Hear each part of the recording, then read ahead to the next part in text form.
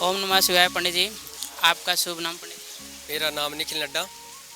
पंडित जी, इस मंदिर की आस्था क्या है और लोग यहाँ पे आते हैं श्रद्धालु, तो इस मंदिर के बारे में कुछ आप बताएं। देखिए जी, पहले ये जो स्थान है इसको महाकालेश्वर के नाम से जाना जाता है, और जहाँ पे अभी हम खड़े हैं इसको हम पंचतीर्थी के नाम से जानते हैं।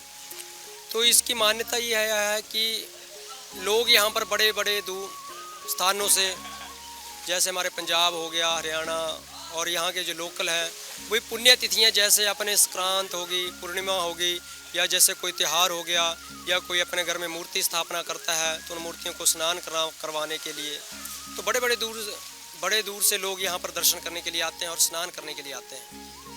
तो ये है कि लोग ऐसा सोचते हैं कि यहाँ पर स्नान करने से हमने जो पाप किए उन पापों की निवृत्ति के लिए यहाँ पर लोग स्नान करते हैं। और कहते हैं कि अज्ञातवास के दौरान जब पांडव यहाँ आए थे तो जो उनकी माता थी कुंती, उनको प्यास लगी। उनकी प्यास बुझाने के लिए तो उन्होंने 5 तीर्थ छोड़े। तो यहाँ पे उनके 5 तीर्थ छोड़ने से 5 तीर्थों का जल प्रकट हुआ। जैसे हमारे 5 तीर्थों में से ले लिए, उज्जैन आ गया, रामेश्वर आ गया, नासिक आ गया, हरिद्वार आ गया।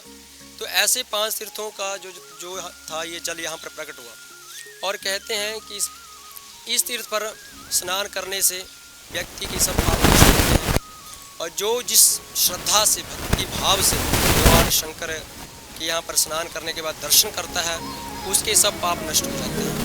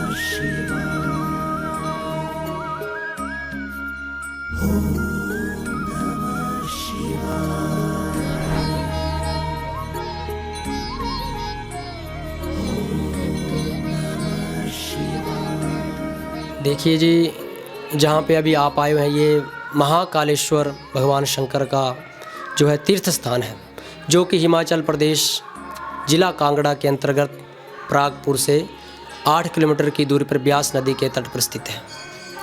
तो यहाँ पे लोग बड़े दूर दूर से दर्शन करने के लिए आते हैं, और मान्यता है कि सतयुग में जब माता काली दुष्टों का संहार करने के बाद जब उनका क्रोध शांत नहीं होता है तो उनका जो क्रोध था वो सृष्टि पर भयंकरकारी विनाश कर रहा था।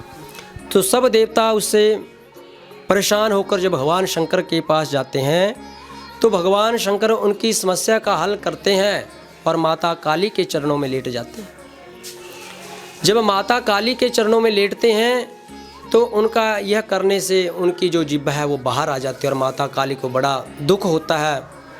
और माता काली इस बात का प्रायश्चित करने के लिए 14,000 वर्षों तक इस स्थान पर एक अंगूठे के बल पर तपस्या करते हैं। और जैसे जैसे समय बीतता है, 14,000 वर्ष पूरे होते हैं, भगवान शंकर उनकी इस तपस्या से प्रसन्न हो जाते हैं और उनको प्रदान स्वरूप यहाँ पर ज्योतिर्लिंग की स्थापना करते हैं, जो कि महाकालेश्वर और हमारे यहाँ कलेश्वर के नाम से जिसे जाना जाता है। और कहते हैं जो ये शिवलिंग है ये 2 हिस्सों में बंटा हुआ है। एक हिस्से में माता काली का वास है और दूसरे में भगवान शंकर विराजमान है। तो जो कोई भी व्यक्ति श्रद्धा से अपने पापों का प्रायश्चित स्थान पर करता है उसके सब पाप नष्ट हो जाते हैं। और बहुत सारे लोग अपने पापों का प्रायश्चित करने के लिए यहाँ पर हवन यज्ञ इत्यादि भी करवाते हैं और कहते हैं कि जिसकी कुंडली में मार्गशीर्ष इत्यादि हो वो भी यहाँ पर भगवान शंकर का जो महामृत्युंजय मंत्र है उसका अनुष्ठान इत्यादि करवाते हैं। तो इस कारण कालेश्वर महादेव जो माता काली के नाम से भी प्रसिद्ध है, इस पर पूजा यज्ञ अनुष्ठान करने से भगवान शंकर के साथ साथ माता काली की भी कृपा उस व्यक्ति पर बनती है।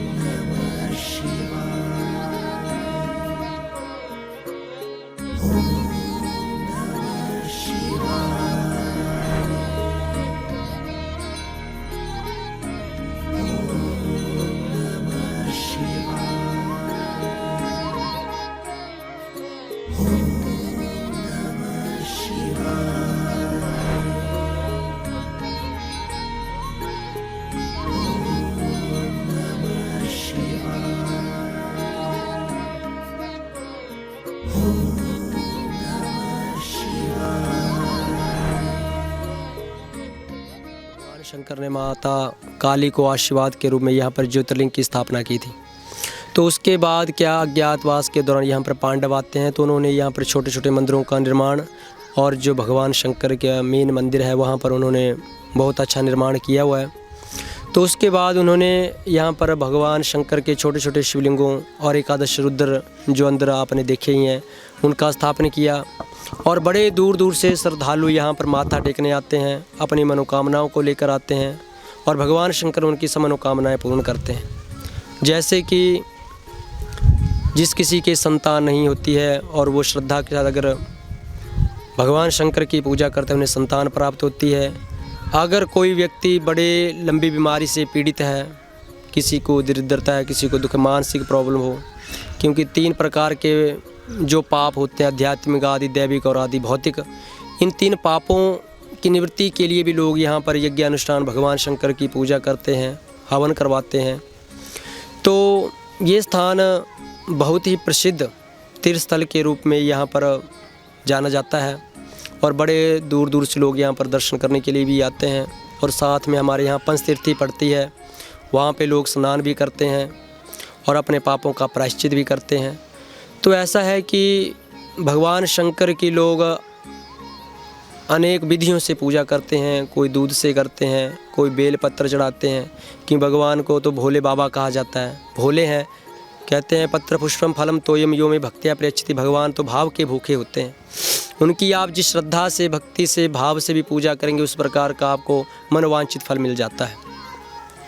तो ऐसा है, कोई दूध से, कोई दही से, कोई शहद से, शक्कर से, अनाज से भी उनकी पूजा होती है। जिन्हें संतान नहीं होते हैं कहते हैं उन्हें भगवान शंकर को गेहूं चढ़ाने से व्यक्ति को संतान की प्राप्ति होती है। शहद चढ़ाने से व्यक्ति के मानसिक और जो अन्य रोग हैं उनकी निवृत्ति होती है। और अन्य जड़ी बूटियों से जो रस है, पेड़ पौधों के रस हैं, जड़ी बूटियों का रस है, उनसे करने से व्यक्ति के जो लंबी बीमारी आदि व्याधि रोग दोष हैं वो दूर होते हैं। तो इस प्रकार की यहाँ पे हमारे यहाँ शमशान घाट भी है, क्योंकि भगवान शंकर को शमशान का वासी भी कहा जाता है कि वहाँ पर उनका सदा निवास रहता है। तो जैसे कहती मान्यता ये है कि यहाँ पर प्रतिदिन कभी 5, कभी 10 मुर्दे लगते ही लगते हैं। अगर यहाँ पे कोई चिता ना लगे तो उस दिन यहाँ पे एक घास का मुर्दा बनाकर या पुतला बनाकर उसको जलाया जाता है। अगर ऐसा न करे यहाँ पर तो किसी व्यक्ति की मृत्यु हो जाती है। तो इस प्रकार इस शमशान घाट की भी बहुत अधिक मान्यता है। तो इस प्रकार लोग यहाँ पर बड़े दूर से दर्शन करने के लिए भी आते हैं और अपने पापों का प्रायश्चित भी करते हैं। जी, आप पंडित जी श्रद्धालुओं के लिए आपके कुछ संदेश देना चाहेंगे? मेरा तो श्रद्धालुओं के लिए यही संदेश है कि व्यक्ति चाहे जितने मर्जी दूर से आए, जब तक उसके अंदर श्रद्धा नहीं होगी, भाव नहीं होगा, तब तक वो ना वो अपने पापों का प्रायश्चित कर सकता है, ना उसके जो कोई भी मनोकामना है वो पूर्ण हो सकती है। अगर व्यक्ति जिस श्रद्धा से भी जिस मंदिर में जाता है या किसी को दान देता है, ये भगवान के आगे माथा टेकता है, तो उसकी मनोकामना अवश्य ही पूर्ण होती है। यहाँ पे लोग बड़े दूर दूर से अस्थियां विसर्जन करने के लिए भी आते हैं। जैसे माँ गंगा हरिद्वार में लोग अस्थियां विसर्जन करने जाते हैं अपने पूर्वजों की, मृतक प्राणी की। तो यहाँ पे भी देख सकते हैं आप, यहाँ पे भी लोग अस्थियां विसर्जन कर रहे हैं और यहाँ पे भी प्रतिदिन चिता जलती है। और मान्यता ये है कि यहाँ प्रतिदिन चिता जलती है। अगर भूल चूक से कहीं कोई दिन कोई चिता ना लगे तो उस दिन यहाँ पे घास फूस का पुतला बनाकर उसको जलाकर उसका विसर्जन करना पड़ता है। ऐसी स्थान की मान्यता है।